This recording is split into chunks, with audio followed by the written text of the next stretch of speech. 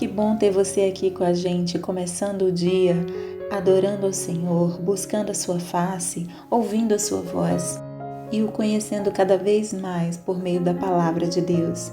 Você está sendo pouco a pouco transformado e tendo a sua mente renovada para que você experimente a boa, perfeita e agradável vontade de Deus. Então, vamos começar com a nossa declaração diária, dizendo que nós estamos prontos para receber a palavra de Deus? Repita após mim. Eu vou ouvir a palavra de Deus. Eu sou o que a Bíblia diz que eu sou. Eu tenho o que a Bíblia diz que eu tenho. Eu posso fazer o que a Bíblia diz que eu posso fazer. Hoje eu serei tocado pela palavra de Deus. Eu audaciosamente confesso que a minha mente está alerta, o meu coração está receptivo e eu nunca mais serei a mesma. Eu estou pronto para receber a incorruptível, indestrutível, sempre viva semente da palavra de Deus. Hoje a minha mente é renovada e transformada pela palavra de Deus e por isso eu nunca mais serei o mesmo. Em nome de Jesus. Amém. O nosso devocional de hoje já vai começar, mas antes eu quero te pedir para se inscrever no nosso canal e ativar as notificações para receber um aviso toda vez que um vídeo novo for lançado. Também não esquece de curtir, compartilhar e comentar esse vídeo, tá bom? Deus te abençoe e vamos começar o nosso devocional. 1 Samuel, capítulo 13. Samuel repreende Saul. Saul tinha 30 anos de idade quando começou a reinar e reinou sobre Israel 42 anos. Saul escolheu 3.000 homens de Israel. 2.000 ficaram com ele em Micmas e nos montes de Betel e 1.000 ficaram com Jonatas em Gibeá de Benjamim. O restante dos homens ele mandou de volta para suas tendas. Jonatas atacou os destacamentos dos filisteus em Gibeá e os filisteus foram informados disso. Então Saul mandou tocar a trombeta por todo o país, dizendo: que os hebreus fiquem sabendo disto. E todo o Israel ouviu a notícia de que Saul tinha atacado o destacamento dos filisteus, atraindo o ódio dos filisteus sobre Israel. Então os homens foram convocados para se unirem a Saul em Gilgal. Os filisteus reuniram-se para lutar contra Israel com 3.000 carros de guerra, 6.000 condutores de carros e tantos soldados quanto a areia da praia. Eles foram a Micmas, a leste de Bet-Aven, e lá acamparam. Quando os soldados de Israel viram que a situação era difícil e que o seu exército estava sendo muito pressionado, esconderam-se em cavernas e buracos, entre as rochas e em poços e cisternas. Alguns hebreus até atravessaram o Jordão para chegar à terra de Gade e de Gileade. Saul ficou em Gilgal e os soldados que estavam com ele tremiam de medo. Ele esperou 7 dias, o prazo estabelecido por Samuel, mas este não chegou a Gilgal e os soldados de Saul começaram a se dispersar. E ele ordenou: tragam-me o holocausto e os sacrifícios de comunhão. Saul então ofereceu o holocausto. Quando terminou de oferecê-lo, Samuel chegou e Saul foi saudá-lo. Perguntou-lhe Samuel: o que você fez? Saul respondeu: quando vi que os soldados estavam se dispersando e que não tinham chegado no prazo estabelecido e que os filisteus estavam reunidos em Micmas, pensei: agora os filisteus me atacarão em Gilgal e eu não busquei o Senhor. Por isso senti-me obrigado a oferecer o holocausto. Disse Samuel: você agiu como tolo, desobedecendo ao mandamento que o Senhor, seu Deus, deu a você. Se tivesse obedecido, ele teria estabelecido para sempre o seu reinado sobre Israel. Mas agora o seu reinado não permanecerá. O Senhor procurou um homem segundo o seu coração e o designou líder de seu povo, pois você não obedeceu ao mandamento do Senhor. Então Samuel partiu de Gilgal e foi a Gibeá de Benjamim, e Saul contou os soldados que estavam com ele. Eram cerca de 600. A desvantagem militar de Israel. Saul e seu filho Jonatas, acompanhados de seus soldados, ficaram em Gibeá de Benjamim, enquanto os filisteus estavam acampados em Micmas. Uma tropa de ataque saiu do acampamento filisteu em 3 divisões. Uma foi em direção a Ofra, nos arredores de Sual, outra em direção a Bet-Horon e a terceira em direção à região fronteiriça de onde se avista o vale de Zeboim, diante do deserto. Naquela época não havia nem mesmo um único ferreiro em toda a terra de Israel, pois os filisteus não queriam que os hebreus fizessem espadas e lanças.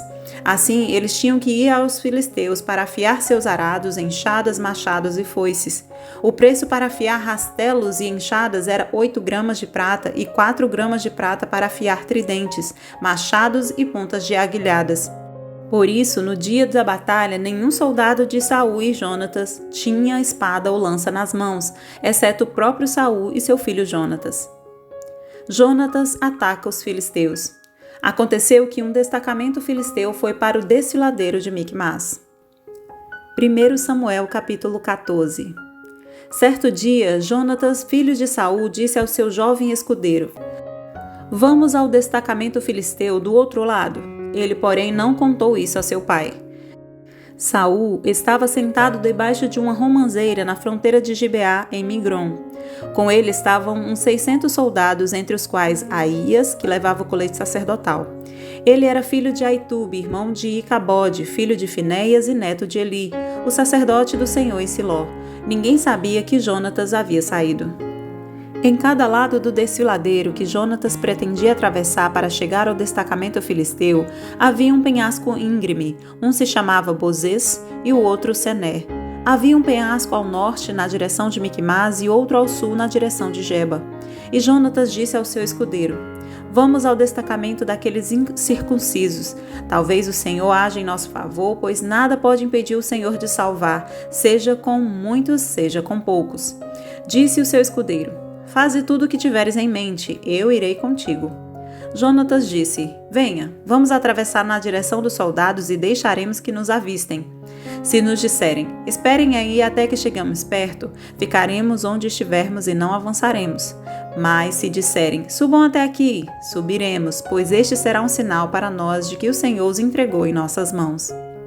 Então os dois se deixaram ver pelo destacamento dos filisteus, que disseram: "Vejam, os hebreus estão saindo dos buracos onde estavam escondidos."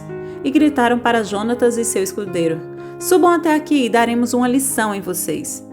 Diante disso, Jonatas disse ao seu escudeiro: "Siga-me, o Senhor os entregou nas mãos de Israel." Jonatas escalou o desfiladeiro, usando as mãos e os pés, e o escudeiro foi logo atrás. Jonatas os derrubava e seu escudeiro logo atrás os matava. Naquele primeiro ataque, Jonatas e seu escudeiro mataram cerca de 20 homens numa pequena área de terra. A vitória de Israel sobre os filisteus. Então caiu terror sobre todo o exército, tanto sobre os que estavam no acampamento e no campo, como sobre os que estavam nos destacamentos, e até mesmo nas tropas de ataque. O chão tremeu e houve um pânico terrível. As sentinelas de Saul em Gibeá de Benjamim viram o exército filisteu se dispersando, correndo em todas as direções. Então Saul disse aos seus soldados: "Contem os soldados e vejam quem está faltando." Quando o fizeram, viram que Jonatas e seu escudeiro não estavam presentes. Saul ordenou a Aías: "Traga a arca de Deus." Naquele tempo, ela estava com os israelitas. Enquanto Saul falava com o sacerdote, o tumulto no acampamento filisteu ia crescendo cada vez mais. Então Saul disse ao sacerdote: "Não precisa trazer a arca." Na mesma hora, Saul e todos os soldados se reuniram e foram para a batalha. Encontraram os filisteus em total confusão, ferindo uns aos outros com suas espadas. Alguns hebreus que antes estavam do lado dos filisteus e que com eles tinham ido ao acampamento filisteu passaram para o lado dos israelitas que estavam com Saul e Jonatas. Quando todos os israelitas que haviam se escondido nos montes de Efraim ouviram que os filisteus batiam em retirada, também entraram na batalha perseguindo-os. Assim o Senhor concedeu vitória a Israel naquele dia e a batalha se espalhou para além de Bet-Aven. O juramento impensado de Saul. Os homens de Israel estavam exaustos naquele dia, pois Saul lhes havia imposto um juramento dizendo: "Maldito seja todo o que comer antes do anoitecer, antes que eu tenha me vingado de meus inimigos." Por isso ninguém tinha comido nada. O exército inteiro entrou num bosque, onde havia mel no chão. Eles viram o mel escorrendo, contudo ninguém comeu, pois temiam o juramento. Jonatas, porém, não sabia do juramento que seu pai havia imposto ao exército, de modo que estendeu a ponta da vara que tinha na mão e a molhou no favo de mel. Quando comeu, seus olhos brilharam. Então, um dos soldados lhes disse: "Seu pai impôs ao exército um juramento severo, dizendo: 'Maldito seja todo o que comer hoje.' Por isso os homens estão exaustos." Jonatas disse: Meu pai trouxe desgraça para nós. Veja como meus olhos brilham desde que provei um pouco deste mel. Como teria sido bem melhor se os homens tivessem comido hoje um pouco do que tomaram de seus inimigos. A matança de filisteus não teria sido ainda maior? Naquele dia, depois de derrotarem os filisteus desde Micmas até Aijalon, os israelitas estavam completamente exaustos. Eles então se lançaram sobre os despojos e pegaram ovelhas, bois e bezerros. Mataram-nos ali mesmo e comeram a carne com o sangue. E alguém disse a Saul: Veja, os soldados estão pecando contra o Senhor, comendo carne com sangue. Ele disse: Vocês foram infiéis. Rolem uma grande pedra até aqui. Saiam entre os soldados e digam-lhes: Cada um traga a mim seu boi ou sua ovelha, abatam-nos e comam a carne aqui. Não pequem contra o Senhor comendo carne com sangue.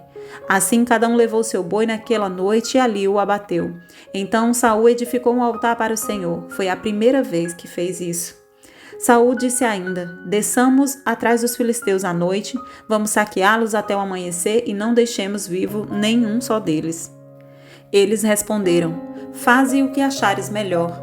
O sacerdote, porém, disse: Consultemos aqui a Deus. Então Saul perguntou a Deus: Devo perseguir os filisteus? Tu os entregarás nas mãos de Israel? Mas naquele dia Deus não lhe respondeu. Disse então Saul: Venham cá, todos vocês que são os líderes do exército, e descubramos que pecado foi cometido hoje. Juro pelo nome do Senhor, o libertador de Israel, mesmo que seja meu filho Jonatas, ele morrerá. Mas ninguém disse uma só palavra. A seguir disse Saul a todos os israelitas: Fiquem vocês de um lado, e eu e meu filho Jonatas ficaremos do outro. E eles responderam: Faze o que achares melhor. E Saul orou ao Senhor, ao Deus de Israel: Dá-me a resposta certa. A sorte caiu em Jonatas e Saul e os soldados saíram livres. Saul disse: Lancem sorte entre mim e meu filho Jonatas. E Jonatas foi indicado. Então Saul disse a Jonatas: Diga-me o que você fez. E Jonatas lhe contou: Eu provei um pouco de mel com a ponta da minha vara. Estou pronto para morrer. Saul disse: Que Deus me castigue com todo rigor, caso você não morra, Jonatas. Os soldados, porém, disseram a Saul: Será que Jonatas, que trouxe esta grande libertação para Israel, deve morrer? Nunca! Juramos pelo nome do Senhor, nem um só cabelo de sua cabeça cairá ao chão, pois o que ele fez hoje foi com o auxílio de Deus. Então os homens resgataram Jonatas e ele não foi morto. E Saul parou de perseguir os filisteus e eles voltaram para a sua própria terra. Quando Saul assumiu o reinado sobre Israel, lutou contra os seus inimigos em redor, moabitas, amonitas, edomitas, os reis de Zobá e os filisteus. Para qualquer lado que fosse, infligia-lhes castigo. Lutou corajosamente e derrotou os amalequitas, libertando Israel das mãos daqueles que o saqueavam. A família de Saul. Os filhos de Saul foram Jonatas, Isvi e Malquizua. O nome de sua filha mais velha era Merabe, e o da mais nova era Mical. Sua mulher chamava-se Ainoã e era filha de Aimaas. O nome do comandante do exército de Saul era Abner, filho de Ner, tio de Saul. Quis, pai de Saul, e Ner, pai de Abner, eram filhos de Abiel. Houve guerra acirrada contra os filisteus durante todo o reinado de Saul. Por isso, sempre que Saul conhecia um homem forte e corajoso, alistava-o no seu exército. 1 Samuel, capítulo 15. O Senhor rejeita Saul como rei. Samuel disse a Saul: Eu sou aquele a quem o Senhor enviou para ungí-lo como rei de Israel, o povo dele. Por isso, escute agora a mensagem do Senhor. Assim diz o Senhor dos Exércitos: Castigarei os amalequitas pelo que fizeram a Israel, atacando-o quando saía do Egito. Agora vão, ataquem os amalequitas e consagrem ao Senhor para destruição tudo o que lhes pertence. Não os poupem, matem homens, mulheres, crianças, recém-nascidos, bois, ovelhas, camelos e jumentos. Então convocou Saul os homens e os reuniu em Telaim, 200.000 soldados de infantaria e 10.000 homens de Judá. Saul foi à cidade de Amaleque e armou uma emboscada no vale. Depois disse aos queneus: Retirem-se, saiam do meio dos amalequitas para que eu não os destrua com eles, pois vocês foram bondosos com os israelitas quando eles estavam vindo do Egito. Então os queneus saíram do meio dos amalequitas. E Saul atacou os amalequitas por todo o caminho, desde Avilá até Sur, a leste do Egito. Capturou vivo Agag, rei dos amalequitas, e exterminou seu povo. Mas Saul e o exército pouparam Agag e o melhor das ovelhas e dos bois, os bezerros gordos e os cordeiros. Pouparam tudo que era bom, mas tudo que era desprezível e inútil destruíram por completo. Então o Senhor falou a Samuel: Arrependo-me de ter posto Saul como rei, pois ele me abandonou e não seguiu as minhas instruções. Samuel ficou irado e clamou ao Senhor por toda aquela noite. De madrugada, Samuel foi ao encontro de Saul, mas lhe disseram: Saul foi para o Carmelo, onde ergueu um monumento em sua própria honra, e depois foi para Gilgal. Quando Samuel o encontrou, Saul disse: O Senhor te abençoe. Eu segui as instruções do Senhor. Samuel, porém, perguntou: Então, que balido de ovelhas é esse que ouço com meus próprios ouvidos? Que mugido de bois é esse que estou ouvindo? Respondeu Saul: Os soldados os trouxeram dos amalequitas. Eles pouparam o melhor das ovelhas e dos bois para sacrificarem ao Senhor, o teu Deus, mas destruímos totalmente o restante. Samuel disse a Saul: Fique quieto. Eu direi a você o que o Senhor me falou esta noite. Respondeu-lhe Saul: Dize-me. E Samuel disse: Embora pequeno aos seus próprios olhos, você não se tornou o líder das tribos de Israel? O Senhor ungiu como rei sobre Israel e o enviou numa missão ordenando: Vá e destrua completamente aquele povo ímpio, os amalequitas. Guerrei contra eles até que os tenha eliminado. Por que você não obedeceu ao Senhor? Por que se lançou sobre os despojos e fez o que o Senhor reprova? Disse Saul: Mas eu obedeci ao Senhor. Cumpri a missão que o Senhor me designou. Trouxe Agag, o rei dos amalequitas, mas exterminei os amalequitas.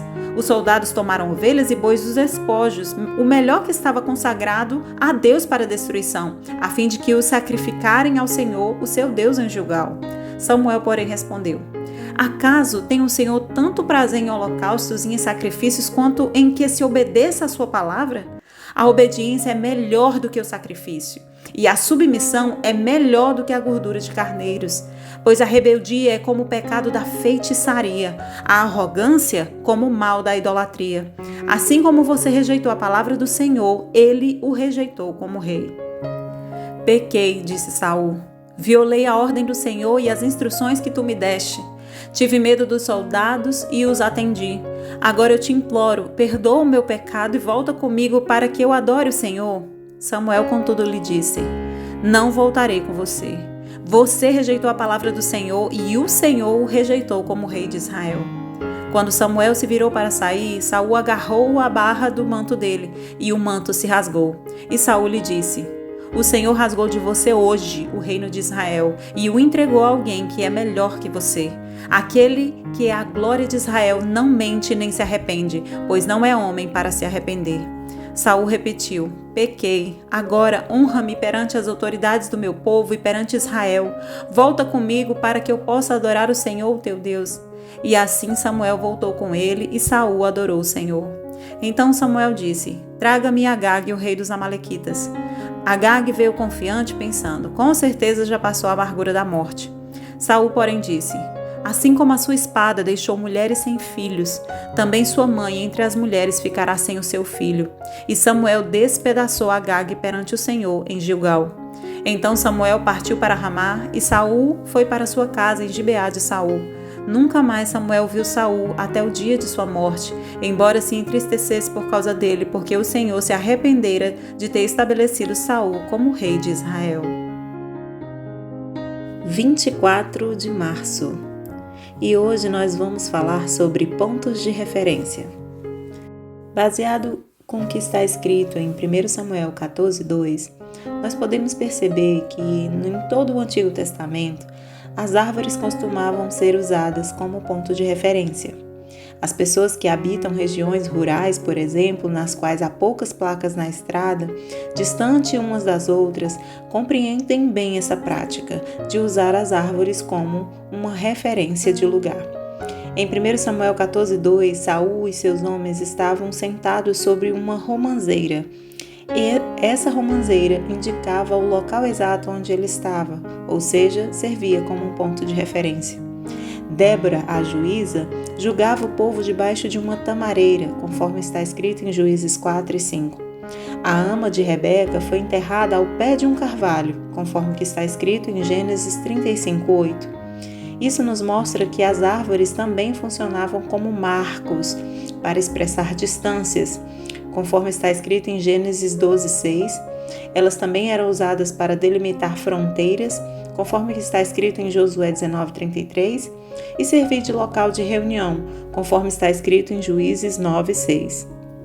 Além disso, as árvores eram símbolos de prosperidade. Na época de Salomão, por exemplo, todas as pessoas em Judá e Israel viviam em segurança debaixo da sua videira e da sua figueira, conforme está escrito em 1 Reis 4, 25.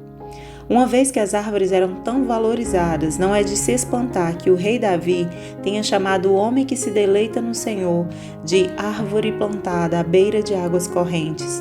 Ela dá fruto no tempo certo e suas folhas não murcham, conforme está escrito em Salmo 1 e 3. Nos dias de hoje, apesar de nós termos bastante sinalização, usarmos, por exemplo, aparelhos como o GPS para aprender a nos localizar, a usarmos pontos de referências específicos, como uma padaria, um prédio, alguma coisa que nos dê pontos de referência, como propriamente um monumento, como a Torre Eiffel, por exemplo. Hoje nós precisamos nos lembrar que nós temos uma referência, não só de lugar, mas de marco na nossa história, que serve também não só para nos mostrar o nosso ponto de partida, onde estamos enxertados, mas aonde nós devemos chegar. Jesus declara que Ele é a videira verdadeira, conforme que está escrito em João 15, 1. Ele se compara como a árvore e usa essa comparação justamente numa época em que ele usava bastante parábolas, porque aquelas pessoas sabiam que a árvore simbolizava não só um ponto de referência, mas também uma fonte, por exemplo, de prosperidade. Algo em que você pudesse ficar e encontrar abrigo, encontrar alimento. Jesus diz: eu sou a videira verdadeira. Ele está dizendo que Ele é a árvore que dá vida. Nós temos hoje um ponto de referência, nós temos hoje uma fonte de prosperidade, de abrigo, de alimento. Nós temos hoje alguém que estendeu seus braços, num madeiro inclusive, para que nós possamos ter vida plena. Jesus se tornou para nós a árvore da vida, aquele que deu a sua própria vida para que nós possamos, em sua morte, termos vida e vida em abundância. Assim como o povo no Antigo Testamento se guiava tomando por base árvores, lembre-se hoje que você tem uma árvore a quem você pode olhar todos os dias da sua vida. Desta árvore vem toda a sua fonte de riqueza, de vida, de alegria, de prazer e de propósito. Jesus é essa árvore. Olhe para Ele hoje e se lembre que você está enxertado na videira verdadeira. Dele vem toda a sua provisão e tudo aquilo que você precisa para fazer a vontade do Senhor, para viver a vida plena e em liberdade que você sempre sonhou. Ele é a videira, Ele é a árvore que é para você a sua fonte. Amém? Posso orar por você? Senhor Deus e Pai, em nome de Jesus, eu te dou graças pela vida desta pessoa que está ouvindo este devocional. Lembre, Senhor, esta pessoa agora, que o Senhor Jesus é a videira verdadeira e que esta pessoa não está desamparado, pois está enxertado em Ti, Jesus. Está enxertado em Ti, que é a árvore de vida. Lembra e traz à memória desta pessoa todos os momentos em que o Senhor foi provisão, livramento, foi segurança, abrigo, acolhimento, pertencimento para esta pessoa agora. Que ela se lembre, que ele se lembre que o Senhor tem cuidado e tem controle absoluto sobre tudo que acontece sobre a sua vida. Que em nome de Jesus esta pessoa renove a confiança em Ti, Senhor, porque Tu és fiel e jamais o desamparará. É isso que eu te peço nesse dia, em nome de Jesus, e já te agradeço. Amém e amém. Amém, meu querido. Amém, minha querida. Que Deus te abençoe, tenha um dia maravilhoso e até o próximo devocional.